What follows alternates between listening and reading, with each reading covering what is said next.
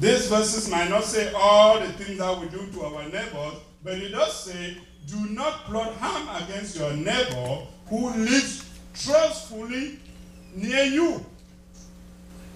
Do not curse a man for no reason when he has done you no harm.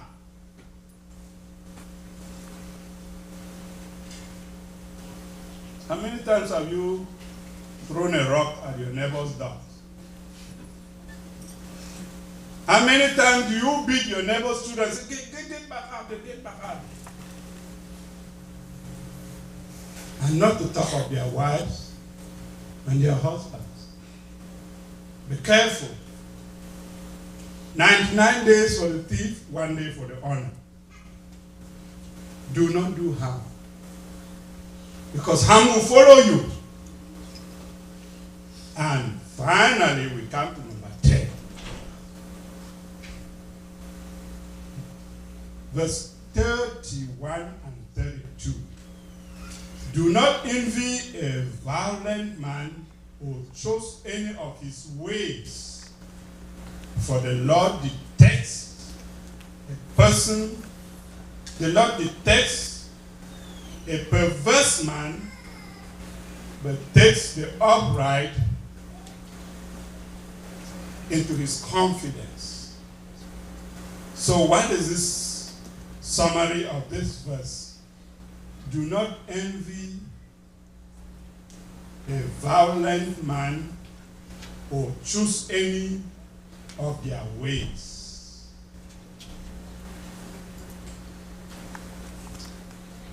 The government just cleaned out medical fraud. And you know, it started by one person telling another person, well, you can have ghost workers and pay them, no problem. I've been doing that and nothing happened. And then so many people got into it. The government was watching, and the Lord Almighty is watching. And the day came when a number of people were picked up, a number of medical offices closed. I'm sorry to pick that as a victim, but what it really means is we all do dumb things. And so many people do wicked things. Don't join in doing dumb things. You are wise enough. The Lord, the word of God makes you wise. Live as a Christian.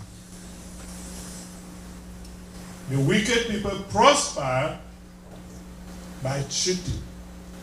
It's not the place of the Christian to cheat. Amen. The Christian is the light. Jesus Christ, that is born in my heart, was born in your heart. It's a light to light the path. Go do save. As we go home today, I know there are so many things for you to remember. But if you can recollect, you have that passage, you can actually pick them out there yourself. Put them into practice. But listening to them don't help. Doing them helps.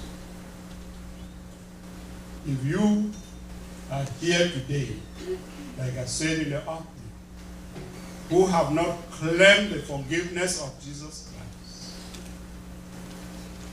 who's living your own way and doing your own things, in spite of what the Bible says, in spite of what the church teaches you, today is a day for you to confess. Today is a day for you to turn around. And if there are people here who have never given their lives to Christ, I wouldn't hesitate to invite you to come forward and receive Christ. Christ is life. Without Christ, you have no life. And if there are people who have given their lives to Christ, but they're not sure